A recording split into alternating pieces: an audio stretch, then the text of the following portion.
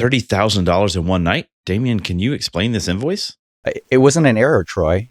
That was just the AI agent being thorough. It just got stuck in a recursive loop according to data lake. I don't know about thorough, Damian. It just kind of feels like an all-you-can-eat buffet where the food is free, but every single time you pick up the fork, you end up paying a bunch of money.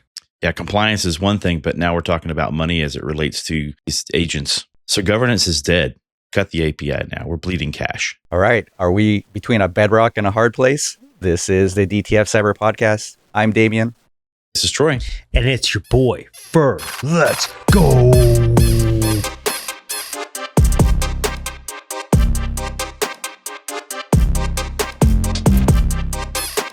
My thought is incentive aligns with behavior. And if you want someone to spend money, you're not necessarily incentivized to stop them from doing things that would prevent them from spending money. If you're not keeping track of who's doing what, how they're doing it, and overall usage, you can find yourself in a similar situation where you wake up one day and find a bill for $100,000 for some AI usage when you might have only been expecting a bill for $5. This is good news for the folks we've been talking about on this podcast that are worried about losing their jobs. I mean, this is a massive correction when it comes to the pocketbook. You know, if it's going to cost you 3 times as much as an employee to run the AI agents or whatever to replace that person, companies are going to think twice about, the downsizing of human capital and more focus on that second use case of AI, which is the AI, agents to support the humans. Okay, so there was a recent article on this. That's why we're talking about it, right? What's that article? Is this the Bedrock one? Yeah. Okay.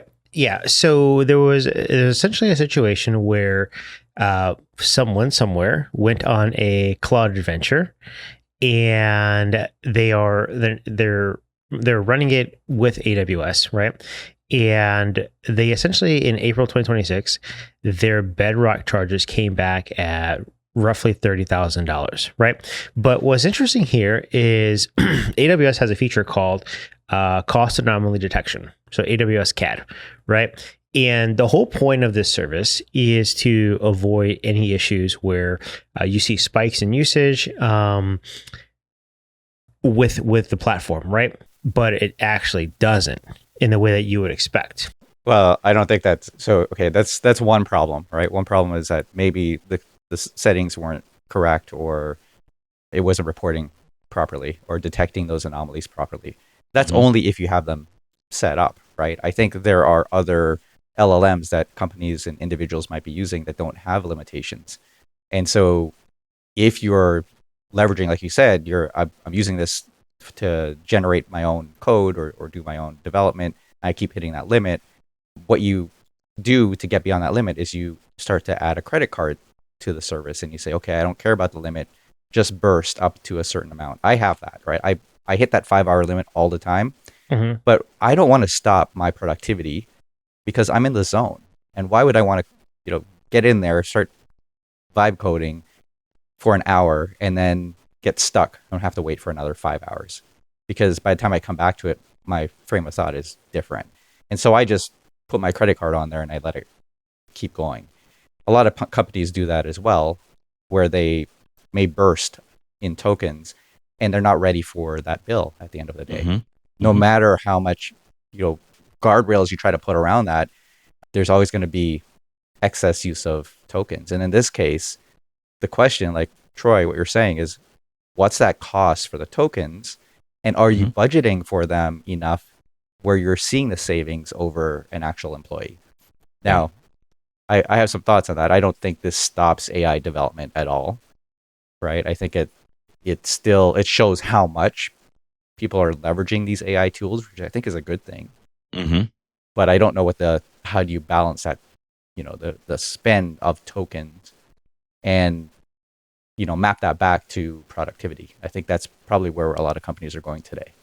Yeah, and my good friend Sid Trivedi from Foundation Capital posted a LinkedIn article about AI and developers and software programmers, and it caused a little firestorm on LinkedIn. It was fun to watch because, we talk about all the time AI, is going to be able to replace certain functionality. And there were some of the developer community, programmer community that were vehemently disagreeing. And so I think, Damian, this goes back to that point. You still need people to check that code that's built by AI, and it's never going to be able to create it on its own, and so on and so forth, where we may find efficiencies, and you may see some of those lower tier jobs, being automated. The community thinks that those jobs at the higher level of development programmers are going to continue. And I think that if you see the cost of what this AI development is going to end up being, you're going to lose the whole momentum of, we need to save money, reduce headcount, and do things faster with AI like it's a magic wand. I think that whole stigma is going to kind of melt away soon. If that's the case, what's your thought? Yeah, I don't 100% agree with that view of it, right? I think I understand where you're coming from, but I think this is where by the way, that's not my opinion at all. I'm on the other side with you. Remember, we talk about this all the time. Yeah, AI is coming for your job, or the person who's leveraging AI is coming for your job. There's a community out there that believes that we are all wrong, and that we are way off base, and we're actually perpetuating FUD, fear, uncertainty, and doubt. That was actually mentioned in this post, that we should stop spreading FUD. And I think some of those folks may have their head in the sand as an ostrich, not seeing the reality around them. Well, context, yeah. Right? Because you Mm-hmm. said there were a bunch of software developers, so they're just trying to protect their own jobs. Mm-hmm.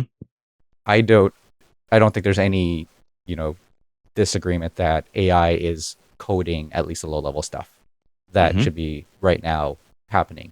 If you're not using it, you're already behind. In the next iterations of development, I think you're going to be able to just have the AI code the entire thing and double check itself and monitor itself Mm-hmm. for vulnerabilities. I think that's on the horizon, and we have to be ready for that type of approach. Do you need a human in the loop at that point?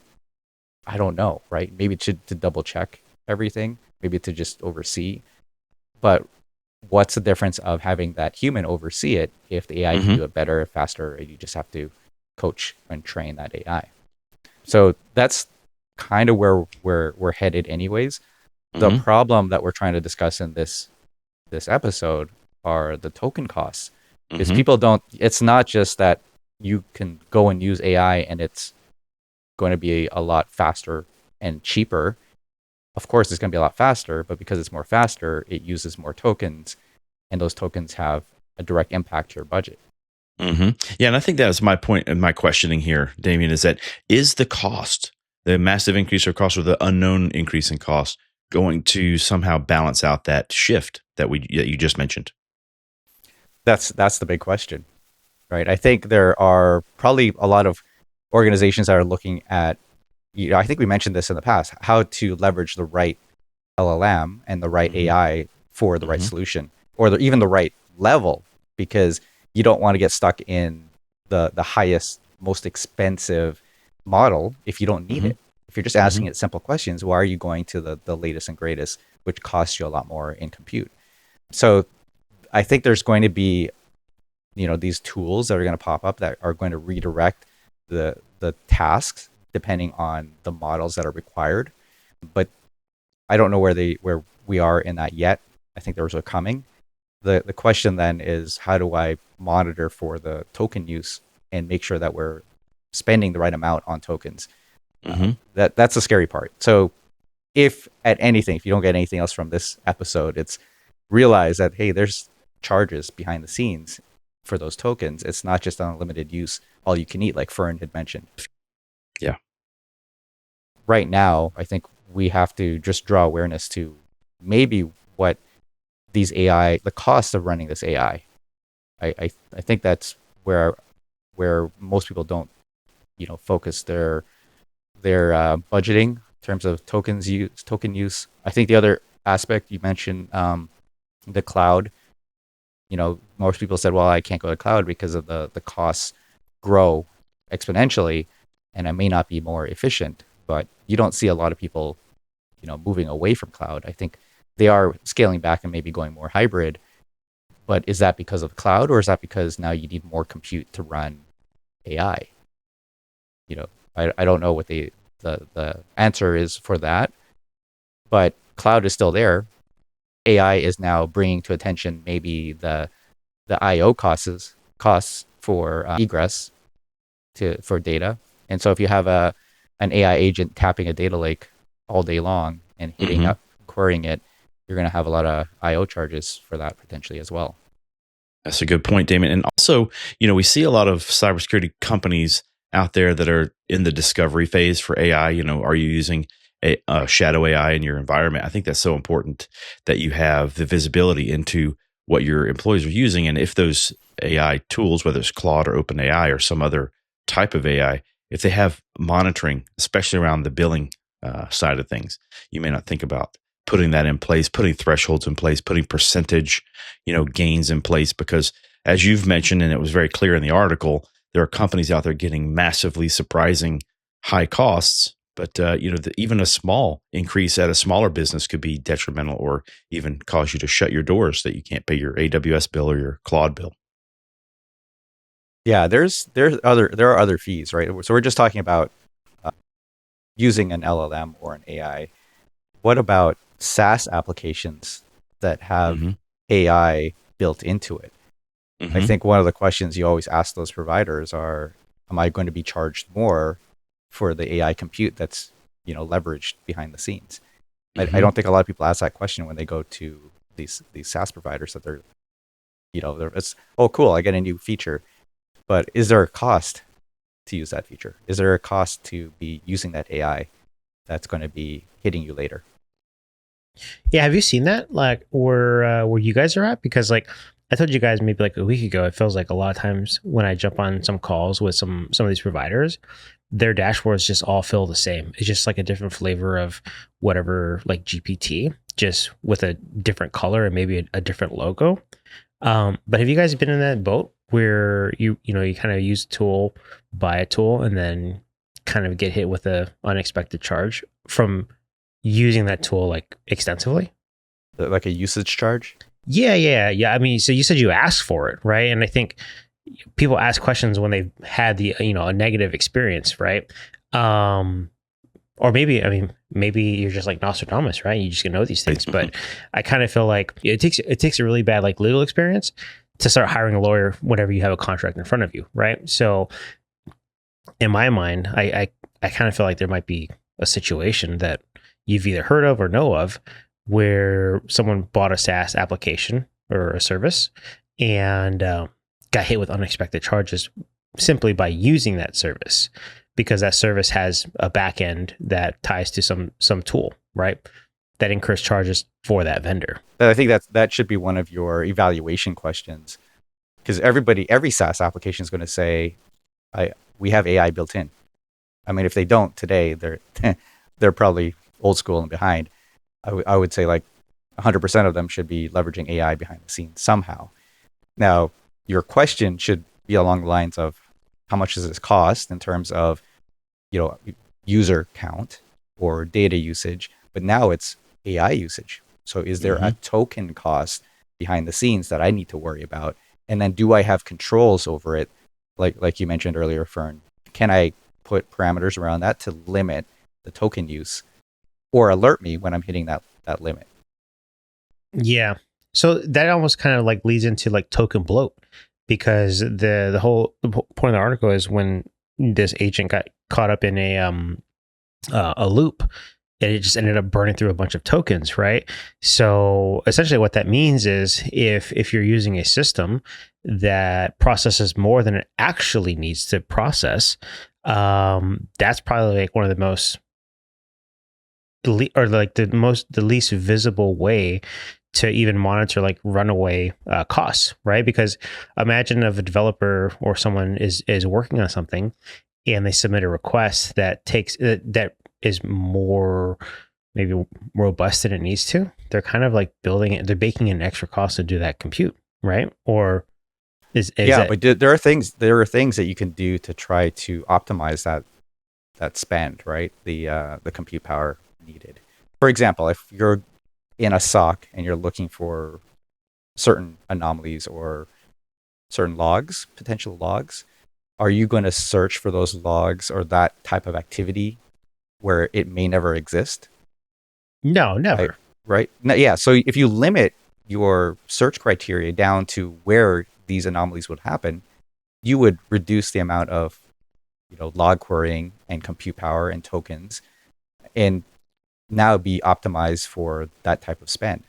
But what's happening today with the introduction of AI is that we have a ton of data, and if you throw AI against it and say, hey, go look for this needle in the haystack, and it's not just one haystack, it's a field of them, what do you think that, how efficient is that AI really going to be? It's going to chew through all of your token costs. It's going to chew through all of your compute and your log IO costs, right? So we got to be designing these to be more optimal in terms of, where our logs are, where we're searching, and not wasting those tokens. Yeah. Yeah. So I have an article right here from the Daily Tribune that says in Q1 of 2025, 73% of enterprise token volume was routed to two of the most expensive model tiers. It's essentially like running customer support through the most expensive model available to you because they were the models that the team had integrated. So essentially like not properly, and it's not even a configuration issue. It's just more so like a process, right? It's almost like having someone do like a layer 3 tech do layer 1 support, right? By just simply choosing the wrong. Perfect. That's a great analogy. Right? Yeah, you have like this super expert doing the really tedious work. You don't need to pay that super expert to do it. It's the same analogy, right? Where a lot of people are just defaulting to the best models, and they don't need those best models to do the work that they want. Mm-hmm. Yeah, that sounds like that's almost like paying. Oh man, you guys, I know you've got an anesthesiologist bill at some point in your life. Like, could you imagine if you took your kid to like urgent care, and the only person that was available was an anesthesiologist? Like, you're paying so much money just to have your kid say they have, the flu, right? If that, it's probably not realistic, but in my mind, like, that's kind of very similar to this situation as well. It's like you're paying $1,000 an hour for someone to show up for 10 minutes and basically tell you what you already know. When it could have been like a tech that said, oh, it looks like you're just sick, right?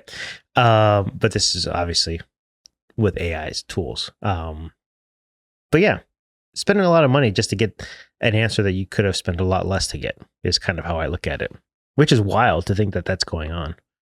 Yeah, and then on top of the fact that your token cost is high, Damian, you hit on something earlier that may be a little bit more nuanced, which is the AI is doing its job that we've now programmed it to do, and it's touching a service that is pay for use. Maybe it's database, maybe it's egress in the cloud, maybe it's something else that's a metered charge, and so you don't realize that that's going to skyrocket. So you need to look at all of those facets. Yeah, it's a cascading effect. Right. So it's not just that one SaaS tool. It's also what is that SaaS tool accessing, or the AI, what is that AI accessing, and so forth. Right. So there you have these chain effects that would add to your bill. And at the end of the year or end of the month, whenever you true that up, you're going to be over budget because you didn't expect to have those charges. Mm-hmm. I don't know, maybe a perfect way to implement an AI to monitor all of your usage across all your platforms, and then come back and report to you every day the total usage of the entire company in terms of variable compute or IO charges. Absolutely. That's a great idea. And one of the biggest challenges we have in security is the fact that we have citizen developers or citizens that are enabling shadow AI or even supported AI, but at the rate that we can't keep up. So let's say somebody in sales wants to use a new cool tool to do whatever, and they get approval from the CIO and the CISO to implement it, but there hasn't been an analysis of what the impact is going to be. How do you get ahead of that and move at the speed of business without slowing down revenue? Oh, you maybe there's a new term. Now there's not just shadow AI, but there's shadow developers, because now everybody in the organization is going to turn into a developer by just vibe coding stuff. And they don't know the basics of how to code. They just know what they want. So they go tell the bot to go and do it, and it's not coding it efficiently. Right. So yeah, there's a lot of issues. I've heard them called citizen developers. Those are non-developers that are vibe coding. So citizen developers in the enterprise are on the rise. Yeah. That's a good term. But I since we say shadow everything, I like shadow developers are probably more people understand that term more. And the term shadow to me means it's unseen by the IT or the cyber team. I think in this case, these guys are getting permission, but they're also working in a bubble that we don't see the output or the outcome of what they're building. And that leaves security gaps, it leaves pricing gaps as well. I would argue that IT doesn't always know about it. I think we think that they would, right? But sometimes they don't. They do know a lot of these users may have access to AI tools and development tools, but IT is just not aware of what's being developed or what's being launched. And I think that's kind of scary. So it's not necessarily shadow IT because you've given them access to those tools. Is it visible in what they're developing? I would say probably not. Right? That's the scary part. How many times? Okay, so we talk about third-party risk. Every time we go and buy a new tool or a SaaS application, it goes through this, risk analysis. Are we doing the same thing for these vibe-coded applications? No, not at all. Yeah, I don't think we are either. Not enough. I don't think so. That's why I still think it is a shadow development, even though they're given permission to go develop.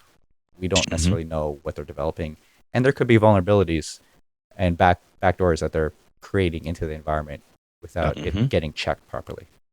Yeah. So this is just like kind of like an adjacent topic too, is do you guys remember back in the day when people were getting caught at work for using like the corporate network to download like BitTorrent files or like music files, and you'd always find someone that was like downloading like terabytes of data? And then there were tools that came out to kind of like mitigate that, where you could shut down certain applications internally. Like, you couldn't run Facebook, you couldn't do Pandora. I don't even know what happened to Pandora Music, but Pandora, and this was before Spotify. But you could kind of like throttle people's usage based on what they were downloading.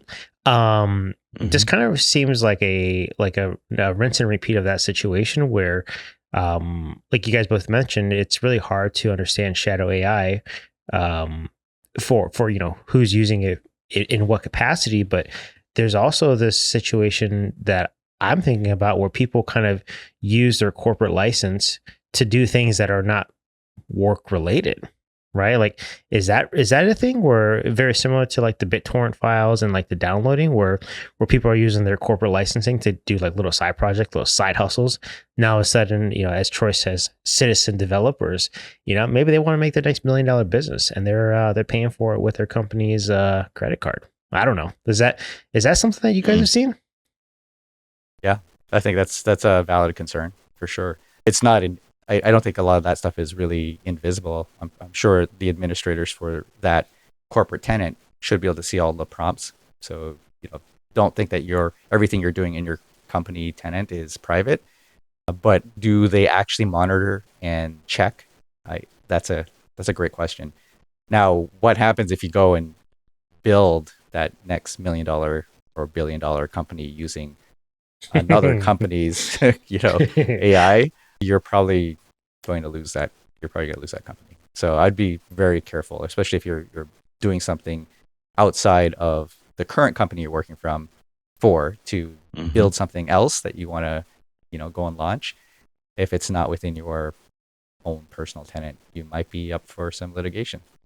Yeah, because non-competes always say whatever you build or develop is always IP of the business, or at least in some way or form. Like the contracts usually say that, like whatever you do is our property. So I imagine that would extend into these little side projects. But yeah, just a little thing that I thought about, and I thought, it's probably happening. It's for sure happening somewhere. Like someone's building a company that their company's paying for, and their company may not even be aware of it. So shadow AI is a big thing, right? So have you guys kind of like how much of your time in terms of like priorities as like security professionals would you say people should allocate to understanding their shadow AI usage or just shadow AI in general? Because I feel like this is like a runaway train if it's not checked early. Just based on like these few topics we've talked about, and it feels like a rehash of the cloud spend that, blew up in everyone's face, 8 or 9 years ago is just another version, different flavor. But I'm kind of curious. I think there's for you guys. I think there's some really cool tools out there, companies out there. There's a litany of AI security and discovery tools that are looking specifically for shadow AI. And I've also seen other companies pivot into the space now that it's such a hot space. I think if you're not looking for AI in your environment, if you don't have a tool that is discovering the AI usage and so on in your environment, you're behind the times. You definitely need to be looking for it. And then when you find it, being able to, inventory it just like you do your applications, make sure you have an owner, make sure that you have security guardrails around it. All those things, it has to flow into your normal processes and procedures for security.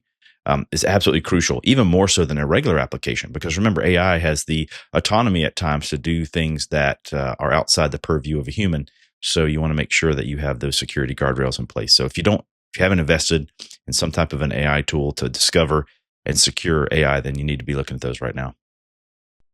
Yeah, I think those are table stakes at this point, because if you don't have the visibility, you don't understand the risk. And that's a big problem.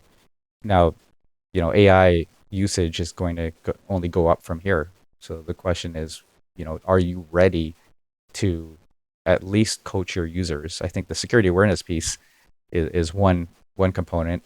The other piece is, at least the ethics of, should I be using my company LLM to do certain things? And if not, can I spin up my own personal one? And now you have potential data loss if that user tries to send stuff up to their personal LLM. So make sure you have at least that inline protection where you can coach the user when it's happening, or just, shut it down. Make sure there's no patient information, customer information, credit card information going up to a personal LLM. So I think there's a lot of nuances here that we're going to have to stay on top of, not just the visibility, but also the coaching aspect, and also the ability to protect our sensitive data that's inside of our organization. It's funny you say that, Damian, because I happen to just go to an AI roadshow. Can we drop a name in the episode today, Damian, or no? Yeah, you can, because it's okay. Obviously close to me. Okay. So for the people listening, the people watching, Netscope had an AI roadshow here in Phoenix this week, or actually not this week, last week. Yeah, last week. I'm getting my days mixed up here. So they had an AI roadshow last week here in Phoenix, and the CTO from Netscope came in town and kind of went through, I believe it's called AI 1. You might have to correct me, Damian, but I'm just swagging it at this point. And one of the main things that they had talked about is how you can kind of monitor what goes in and out from a DLP perspective with Netscope, right? And one thing that came up that I thought was actually pretty interesting was Netscope, the CTO that was here for this event, has a patent for Netscope, right? Where Netscope has the ability to understand the instance ID and of someone logged in to an LLM. So as an example, if you go to gemini.google.com or you go to gemini.google.com, everyone says they're the same thing, but there's actually a difference. And because of the way that Netscope works, they can understand the traffic, and they understand something about the instance ID, where they can see that if you are using an LLM on your corporate enterprise license, that you can put certain restrictions in place or not, right? But if you log in with your personal, like your Gmail or, side hustle license, and you try and put corporate information into the LLM, it can understand which instance you're using and block, guardrail, move things out the way, or essentially just shut down the usage. So I thought that was actually pretty cool, because I've had a few conversations recently where a DLP, for work, right? For me, for work, where clients are looking at understanding DLP, source code specifically, going into LLMs, kind of like the whole Samsung situation 2 years ago. And just in realistically PII going into these tools, right? So there's DLP, PII, and then also source code. 3 very important areas for, practitioners to be aware of. And I didn't even know that Netscope could do this. So I thought it was actually pretty cool. And I don't know if you want to mention anything about that, Damian, but I think those are areas that are really important for security professionals that, they may not even be aware of as available to them, right? So side note, but yeah. Yeah, I won't jump on that too much, but I think one of the things to really understand in order to protect your organization is that you have to have this granular visibility and granular control. And if you can't do that, you're going to revert back into blocking everything, right? And we talked about this a number of times. Security teams are always known as the department of no and O, and we can't be seen as just blockers. We have to be business enablers. And the one way to do that is to really get that kind of visibility and granular control. So you can say, yeah, you can use AI, but you can only use it in this way. Or if you want to, use your own personal instances, you can go ahead and do it, but you can only do it in this way. And so that granularity, I think, is key to a lot of organizations today in enabling AI and SaaS applications.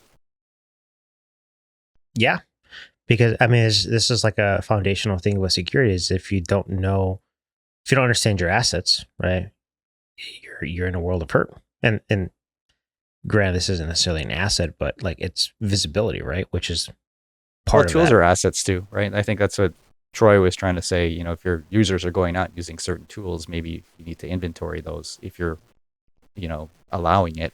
Whether you've gone through a third-party risk review or not, you're still, once you know what's happening, you're kind of allowing it. So you should inventory that, because if there's, let's say a major CVE comes out, a huge vulnerability that affects an LLM or affects a SaaS application, you really want to know how many of your users are hitting those, because you got to now figure out what your blast radius is if there's a major breach. So if you don't inventory that, there's no way you can play catch up from behind once an incident does happen. And one thing to mention there, Damian, is that those folks trying to do a proper TPRM assessment, third-party risk management assessment of a new AI company, a lot of times these companies are so small, they're brand new, they have no security certifications like SOC 2 or anything else. So they would never pass traditional TPRM processes. But because the business wants to use them to have a competitive advantage, what we find is that they're getting the green light anyway. So you're having third-party risk just massively increase because we want to be, or not we, but the business wants to be cool and new and novel. And they just let the things go through anyway. It's just that's the problem. The problem that is a problem. You're talking about these other companies that you would run through that third-party risk. What about the tools that we create internally? Are we running them through that third-party risk as well? Because where are these applications being hosted? Who created them? Does it have the proper security, secure coding mechanisms? And I'm like, I think I mentioned this on last week's episode. I have a bot that I built for my personal use, and the first thing that the code generated was a hard-coded secret inside of the code. And there's no way I would put a secret and keep it inside of the code. I needed to reference it back to another, secure key or a vault, right? That's the right way to do it. And so otherwise, if I didn't pay attention to this and I didn't know any better, I would just go launch it. My key's in the code. And if I go and say, hey, Troy, I want you to check out this bot, and I share that with you, you've got my key, right? You got my secret. And so, a lot of people who are citizen developers, like you say, Troy, they don't understand just the basics of that secure coding. Yeah, and I think this moves from third-party risk to first-party risk. Now that's our risk, and it should be going through your traditional security architecture reviews, internal business risk assessments for these applications that we're building. Every single one of them should have eyes on, and we should be doing that full top-to-bottom risk assessment of exactly where our dependencies are, all the binaries, all the, third-party DLLs that go into that, making that up, as well as everything it touches externally. I think you're spot on.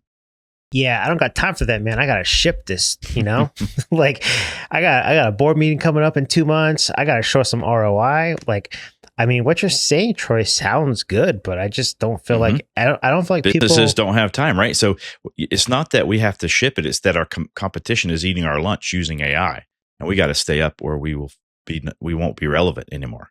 So these things just kind of get the side of the road, and we're running past them. Yeah. So what I'm hearing is every security professional wants to slow down a little bit, but the business is basically like pushing them. Like it's almost like you're running a marathon and someone's behind you just pushing you forward. You're like, man, I don't have the energy. Like I need to slow down.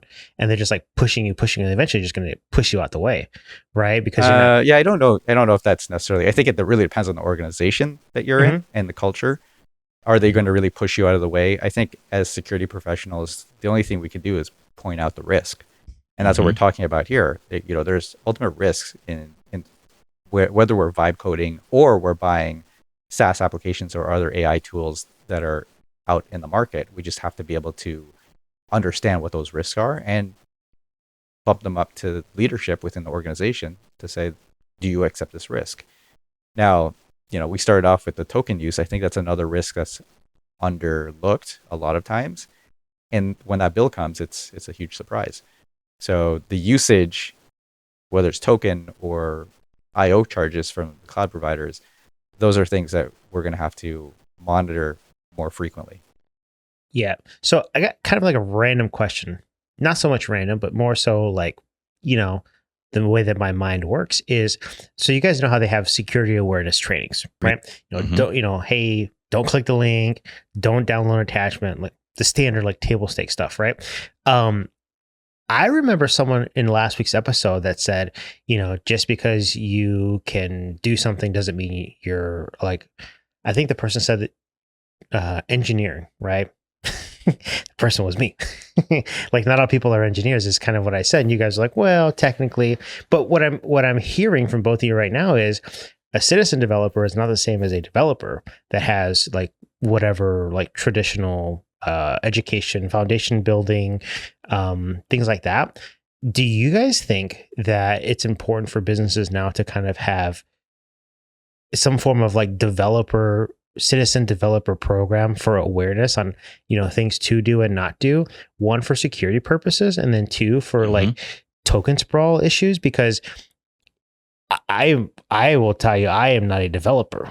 But if I were to build some stuff, I'd probably do it wrong from a foundational level of like how developers should be coding, whether securely or just like process centric. So I know I would be a very expensive developer. And if I have the keys to the kingdom with whatever license that the enterprise has rolled out, I would probably be a really expensive asset without the ROI. Just fundamentally, I just don't know the right way to do things. So have you guys run across that where businesses are now kind of rolling out almost like awareness trainings for people that want to do development, but are not maybe like, we'll say classically trained, if that even makes sense? Yeah, absolutely. I mean, I think in my Fortune 500 last, we had, annual awareness training for all employees, and we had admin training for anybody who had an admin account. You had to go through special annual refreshers. And then I think we also had developer training. So anybody that touched development in any way, QA or UAT or developing anything, had to go through an additional developer training. And I think that's exactly where this sits. If you are vibe coding, if you become a citizen developer, if you're using code to or AI to build code for the environment, you should absolutely go through a special developer training every year so that you can understand all of these risks and make sure that you're in that inventory. Some people might be doing it kind of like Damian said, shadow AI. They think that if I do this, I'll be better at my job and I'll get promoted. Maybe they don't want to tell their boss they're leveraging AI as heavily as they are. Maybe they want to do it to make themselves look better. So you need to make sure that you inventory the folks who are using and deploying AI in your environment so you can train them and you can keep track of the things that they're putting out there so that there's no risk to the business. That's you raise a good question, Troy, because how many people will go and leverage AI in their jobs and pretend that they did it just so that they can look more efficient and not even disclose that they're using AI? Yeah, I'm a god at this. I'm awesome at Photoshop and all this other stuff, or like Canva, right?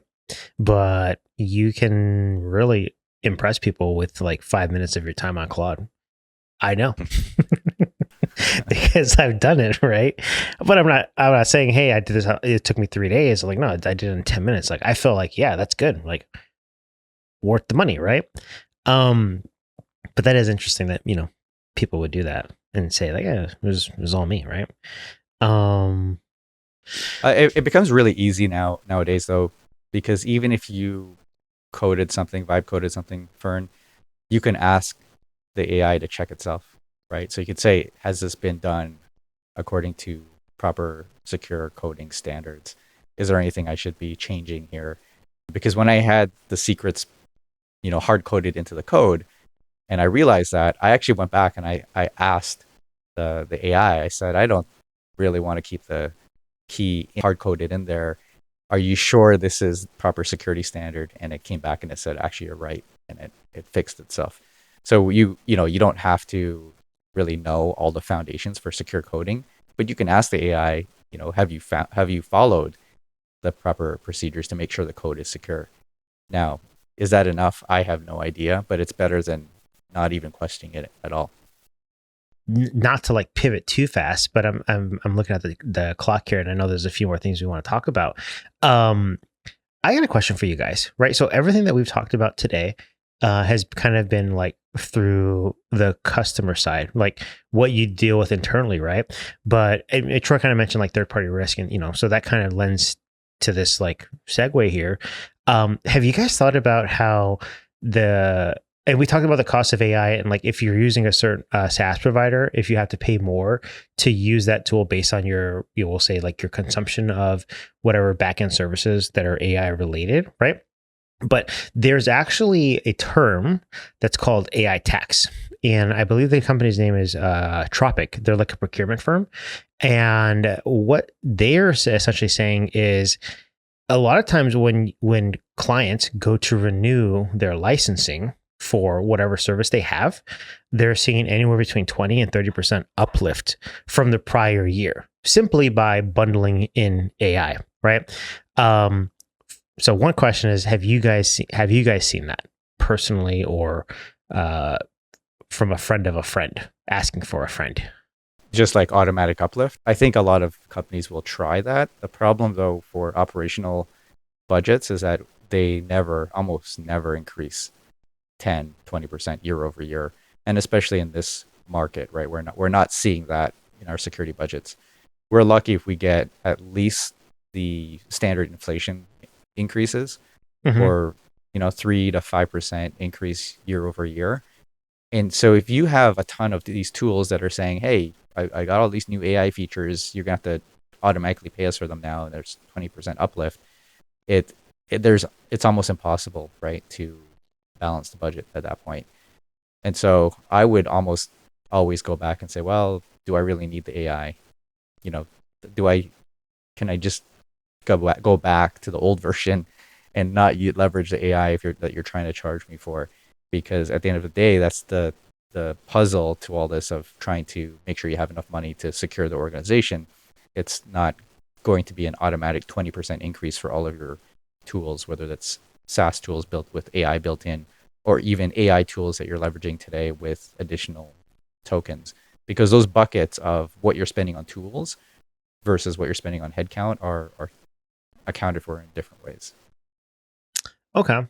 Yeah, I figured I'd ask because I feel like in my world, like the sales world, when renewals come around, and I've seen this actually recently, where the whole bundling, unbundling, like you'll get a feature for free 1 year, and then the next year it gets bundled into a higher tier product that ends up costing you 20% more, right? I've really actually a very specific example, so I won't name names, but there was someone that was using a service that had one feature that was given to them for free.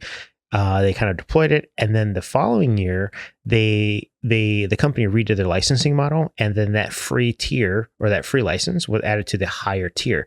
So when they went to go renew, they were given this new tier of licensing, and they had to pay for that. They already deployed the free thing, right? So they were like, "Well, what are we supposed to do? Like, just take it off?" Well, I think that's free is not always free, right? I think that's for sure.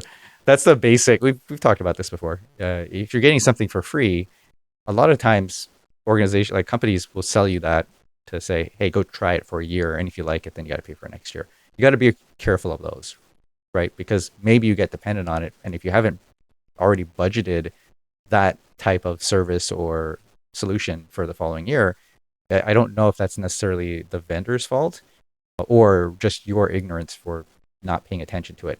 Where I would try to leverage some help would be with the VARs, right? With the partners who are helping me guide, right? So Fern, I would leverage you and say, hey, what am I missing here? And you should point out to me, just so you know, it's free this year, but be ready for an increase next year. Yeah, and one thing I would add to that, Damian, is that we may be not getting an extra budgetary increase, but we are being asked to find efficiencies within our own stack. And so, I had a director of strategy and innovation at my last role, and his entire job was to find the ROI for every tool we had in our stack. And we could very easily see the ones that were not performing, the ones that did not have AI native features. And those are the new targets for getting rid of so that you can free up that budget to buy these tools that you want to in the AI side. So you may see that slight increase in the budget because the company wants to invest in AI right now, but you're not going to have a massive one. As Damian says, there's just not enough money in the budget for that. But you find those efficiencies, you get a small 2 to 5% increase of your budget year over year. And that's going to allow you to adopt this AI that you need to, especially AI security.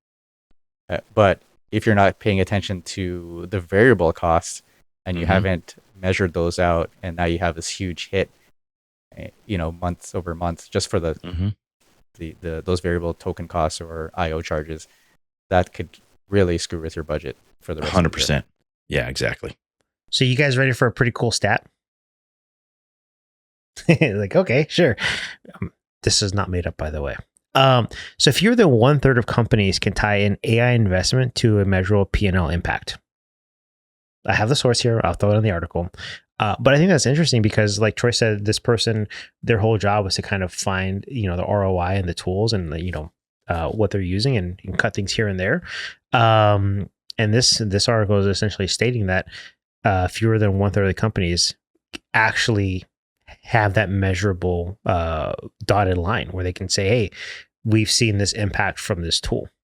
To me, that seems wild, right? Because if everyone's running down we'll say the highway, runaway train to do as much AI as possible, it's like, hey, go do this. And it's almost like it feels like, okay, this might sound bad, but to me, it feels like herd mentality where you see everyone running and you just run, but you don't actually know why you're running. And come to find out, it's just like one person started running and the second person jumped in, and all of a sudden there's like 50 people running in a certain direction, but there's no harm, there's no danger. But, in terms of like when it comes to AI, like if everyone's running towards using it, and they can't actually show the benefit to using it, like 1 out of 3 people, only 1 out of 3 companies can. Well, it doesn't mean, I think they can show, but it doesn't mean that's the actual result. And then on the downside of that is if you have, obviously budget items that get blown out because of the variable use, you're not going to see benefit, right? So I just don't think we're measuring it properly at this point. I think it's too early. But a lot of organizations, as we get through maybe the second half of this year, are going to have to show the AI impact and the value of AI. Yeah, just an interesting thought to that I was reading here while you guys were chatting. So it's a benefit of me having my laptop now, is I can be above average for now, right? So we covered a lot of things, right? We covered like token sprawl, token bloat, over provisioning of resources, that whole tier 3 to doing tier 1 work. We talked about like hidden cost here and there. We talked about shadow AI, the cost of that, unsanctioned AI usage, right? For personal versus enterprise work, right? Cloud billing, ROI. I mean, I think we covered a lot of different things, but is there anything that we didn't cover that should have been on the list? No, I think if anything, like I said, at least be aware of some of those variable costs and try to put some controls in place, or at least monitor it yourself manually, just so that you don't get a huge bill surprise at the end. Yeah, and I'll just add to that, visibility is always my key to success, whether that's the visibility of what shadow AI is being used in the environment or the billing that's associated with it. So having thresholds that let you know when you've crossed that, line too soon is so important. Yeah, my only fear, and I think maybe the one thing that we didn't really talk about is because I haven't been in the situation, so this is more for you guys to help me understand is how often are CFOs or financial leaders involved in some of these discussions from the security side, like when maybe not just security, but when it comes to like purchasing tooling and things like that. Are there like certain like practices that people do in the finance world or like the company finance teams where they're kind of looking at these tools in this manner? Or is it kind of like how much does it cost a year? What do we get for it? Or is it more granular? Or if it's not, do you guys think now, because of the way some of this stuff can run away, financial leaders need to start kind of thinking about how to... I don't think this is just a security conversation or an IT conversation. This is a whole company conversation. So finance absolutely has to be involved. If not already, I think finance is probably one of the drivers for operational efficiency using AI. So they should already be involved in these conversations.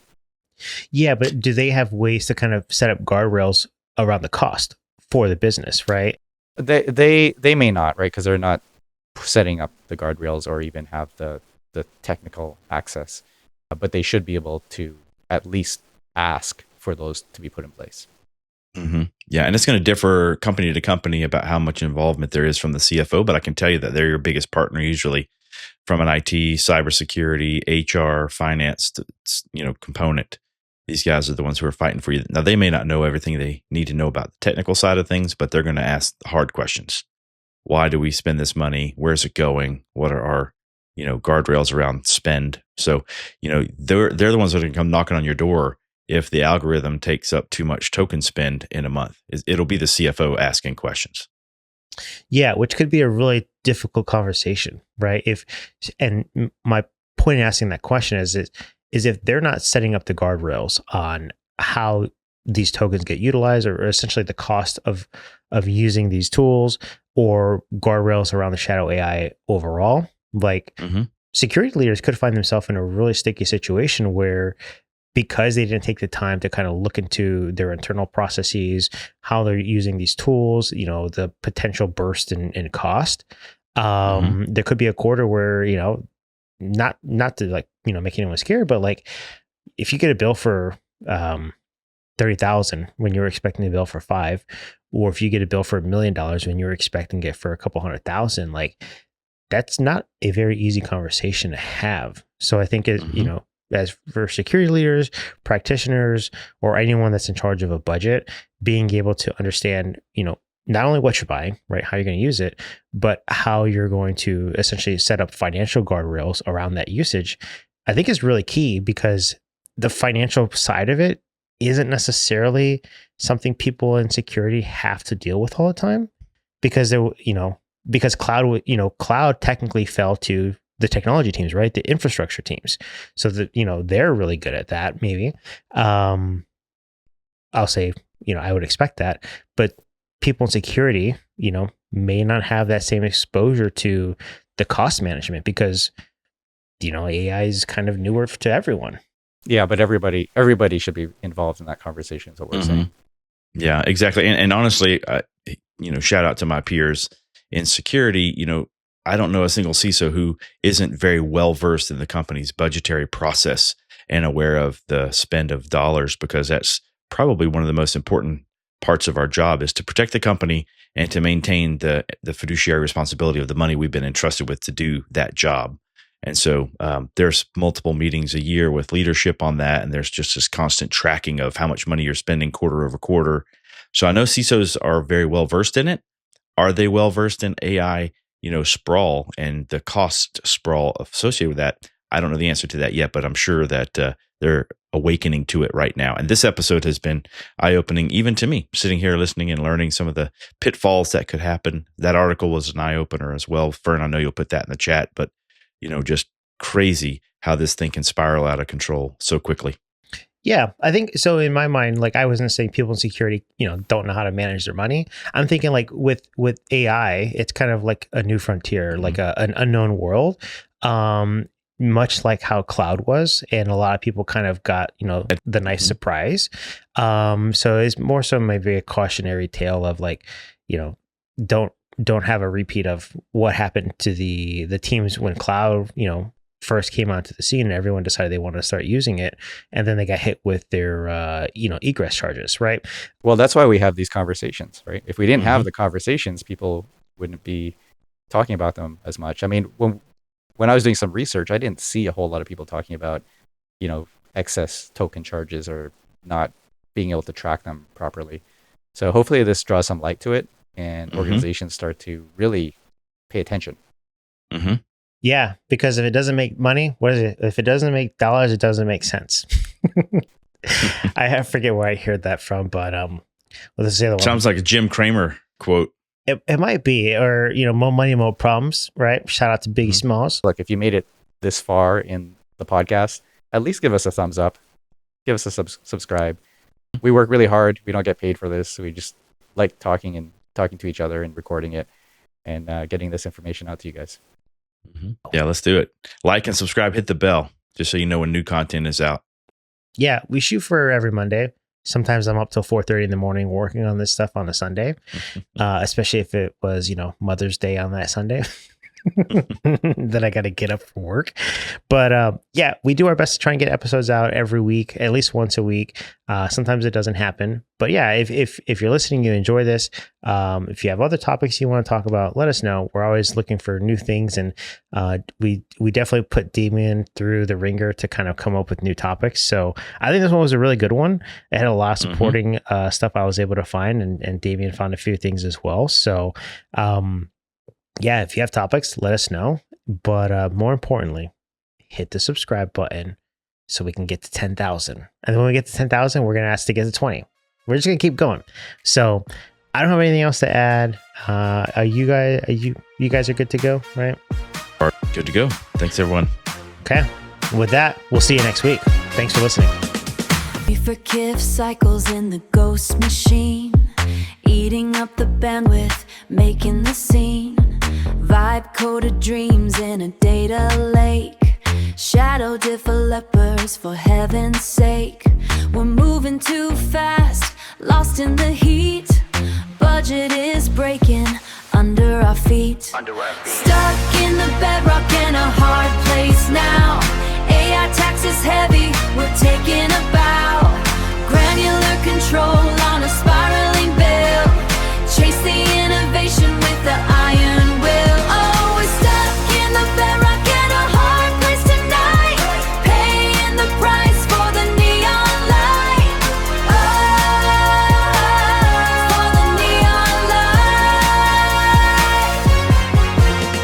light. Token bloat is rising, a storm in the cloud. Silence is over, the audit is loud.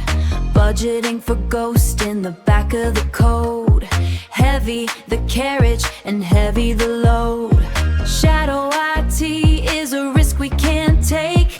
Check the analytics for goodness sake. Stuck in the bedrock in a hard place now. AI tax is heavy, we're taking a bow. Granular control on a spiraling bill. Chase the innovation with the iron will. Oh, we're stuck in the bedrock in a hard place tonight. Paying the price for the neon light. Oh, for the neon light. Read the kiff loop, break it down. Shadow devs, you take it down. Take it down. Guardrails up, don't you stop. Everything's fine till the bubbles pop. Stuck in the bedrock in a hard place now. AI tax is heavy.